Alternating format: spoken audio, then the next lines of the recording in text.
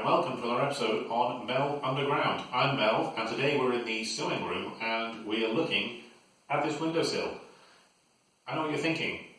Yes, these are slipper boots and they're super comfortable and warm, which is good because it's very cold in here because there's no radiator and there's no curtains. Second thing is, this looks like it's been here the whole time of the house, but it hasn't. It's brand new.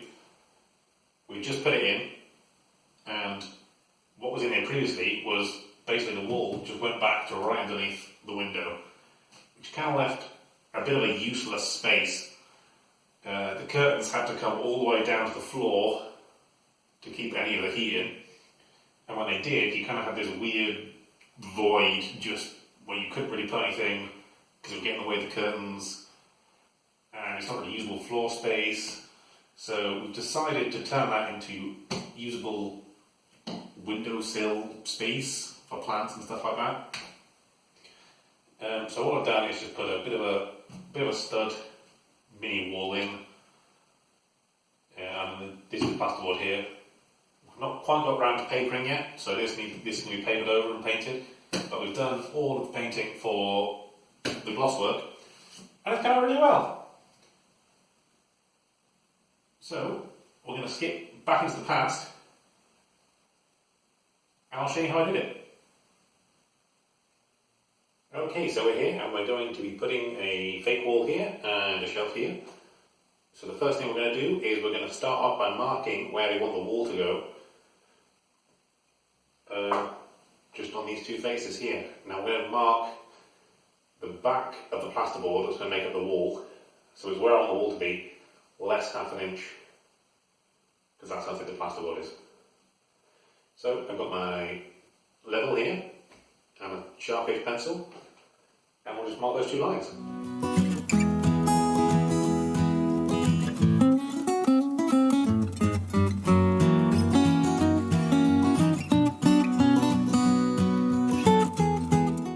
Okay, so we've drawn those lines. It's made a little bit more difficult by the fact that, of course, nothing is really quite level or parallel to each other.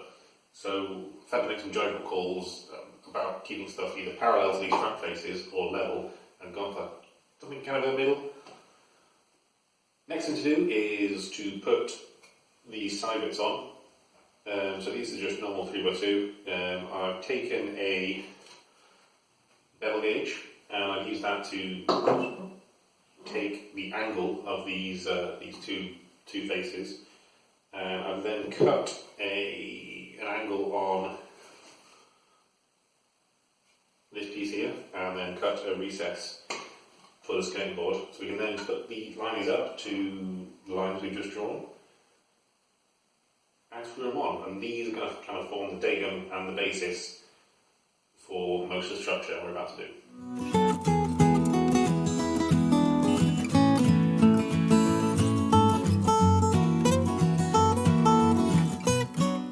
Okay, so we've got both those two side supports in.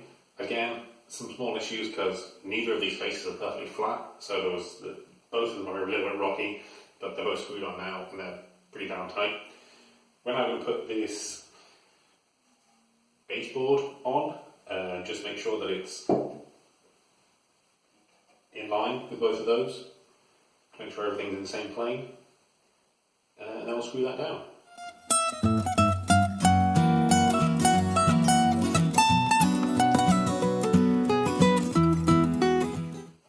Okay, what I've also prepared is the actual top of the windowsill. So this is just some 8x1 pine. I've used the bevel gauge to transfer the angle from the side bits of the window to the ends, and then I've just got it slightly oversized, and then through basically just trying it and going back down to the workshop and planing the ends off, I've just gradually reduced it so it's a nice snug fit. What I'm going to do now is put a couple of blocks on this back wall just to hold the back of this up, stop it from sagging down the back. So the way I think I'm going to do this is I'm going to put some spacer blocks on the top of these. I'm going to kind of get this in the right place, and I'll button them up from underneath and screw them in. So these blocks, I've just got a couple of mounting holes with the screws already fed into them, and then on each one I've got just a single screw hole facing upwards, and I've judged the depth of this counterbore to make sure that I don't have too much screw sticking out the top. So when I screw it to the bottom, it's not going to punch through the top of the windowsill.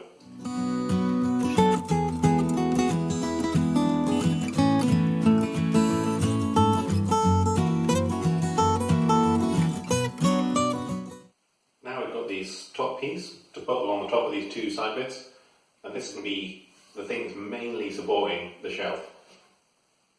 Now I've made these two posts a little bit taller than they needed to be with the nominal thickness of this.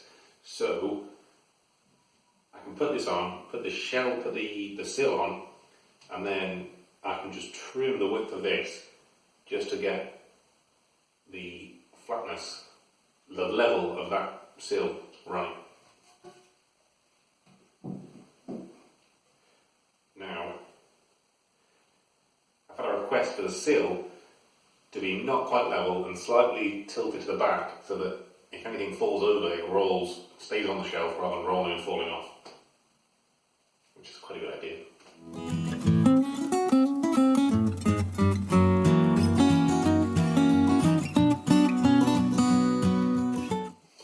Okay, now we've got our two studs, which are going to go here and here. They're just going to give a little bit more support to this top piece, and they're also going to give us more places to screw into when we put the plasterboard over the front of this. So we're just going to knock these into place and then screw them in to secure them. So we've got our two supports in, and I've just gone down and given the sill top here one last sand, so we're ready to screw it in place. So in this top piece and the two bits I've got at the back, I have pre-drilled holes for the screws to go up and bind into this, and I've counterbored them so that the screws will protrude enough into this board but not enough so that they go all the way through. So I'm just a case now of just screwing them in, and we're almost getting there.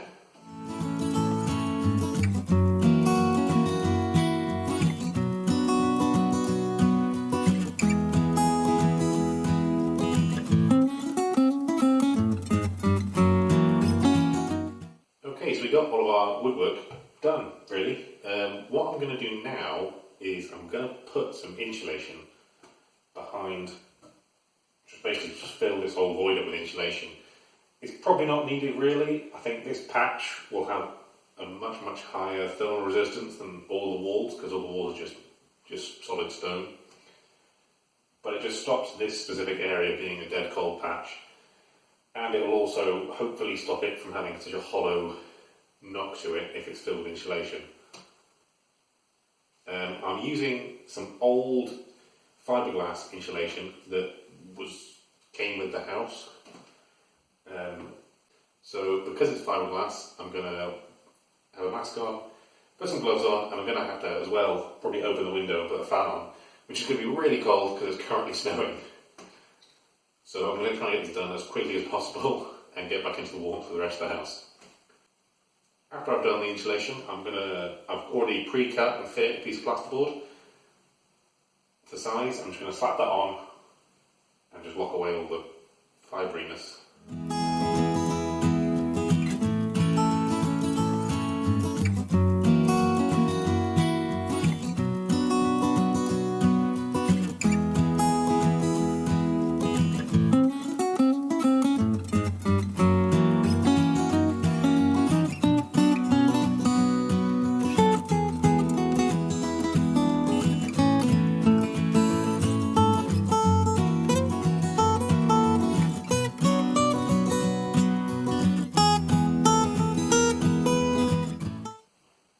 Okay, so that was the windowsill project. In reality, it's taken a little bit longer than what you kind of seen on the tape there. There was actually quite a lot of going back and forwards between here and the workshop to just get the fit on this sill dead right. This side where it connects up here is quite flat, but on that side is really curvy, so that was really difficult to get done. And again, the same with the skirting board we put in. that took a lot of fitting and fiddling around with to get it right. But it almost looks like it's been there the whole time. I think once we've cooked it in a bit more, it will just look normal, which is kind of exactly what you want. It's been quite a good project just from the stud wise, just to kind of, I guess if you're new to stud work, that's probably quite a nice little mini project for you. Putting the insulation there was probably a bit overkill, really, but to be honest, it was just kind of lying around in the cellar, and I kind of almost wanted rid of it, and this is kind of an alright place to get rid of it.